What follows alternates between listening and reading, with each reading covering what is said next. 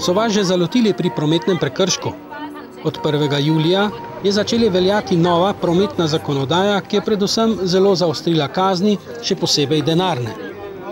Zato srečanje s policisti ali mestnimi redarji ne bo več niti ljubeznivo, še manj pa poceni.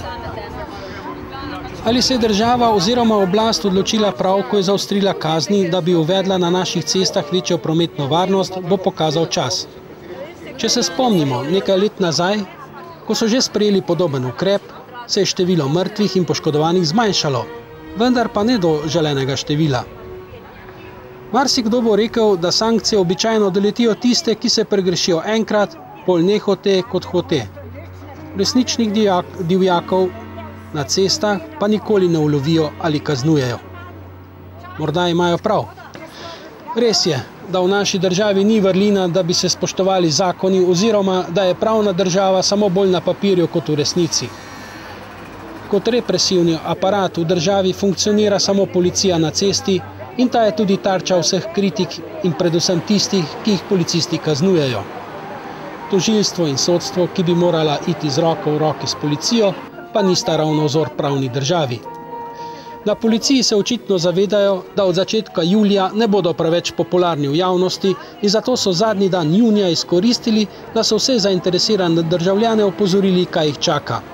Tako so sredi Ljubljane postavili stojnico, kjer so poleg informacijskega gradiva razkazali tudi različno opremo, ki jo uporabljajo pri nadzoru prometa. Navzoči so bili tudi mestni redarji, tako da ob cesti voznike ne bodo več samo čakale plave uniforme, temveč tudi bordo-rdeče. Sicer pa s čim nam nova zakonodaja grozi, pa je o tem več povedal predstavnik sektorja prometne policije v Generalni policijski upravi Boštjan Smolej. Novosti, ki jih bo izvajal policija, je veliko, predvsem v smislu policijskih pooblastil, ki se v največji meri dotaknejo kršitelja. Tu je seveda govora o zasegu motornega vozila, o nekaterih novostih pri pridržanju, o višjih globah, o tem bo govorilo Ministrstvo za promet in pa še nekatere druge aktivnosti. 23. člen Zakona o pravilih cestnega prometa je z novostjo posegel predvsem v ta del, da je možnost zasega motornega, začasnega zasega motornega vozila razširil v tem pogledu, da je glede na prejšnjo zakonodajo zaseg motornega vozila možen ob enkratni zalotitvi v hujšem prekršku, ob tistih prekrških, za katere so predvidene najhujše kazni, se pravi 1200 € in pa 18 kazni. Pridržanje z vidika policijskega pooblastila je novo predvsem to, da pridržanje v celoti ostane seveda obligatorno oziroma obvezno, vendar je policistom dana možnost, da od tega pridržanja v dveh primerih odstopijo.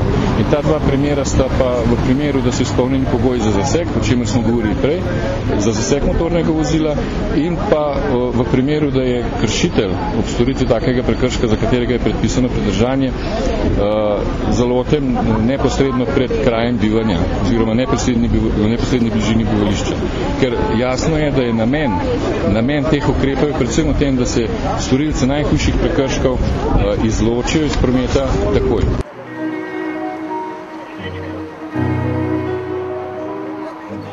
Naš nasvet vsem udeležencem v cestnem prometu bi bil lahko povsem enostaven.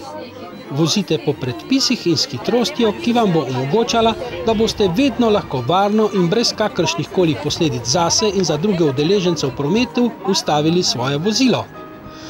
Ker pa to ni tako enostavno, je treba še dodati, da vozite s hitrostjo, kot je zapisana na prometnih znakih, čeprav so ti pogosto postavljeni zelo nelogično glede na razmere na cesti.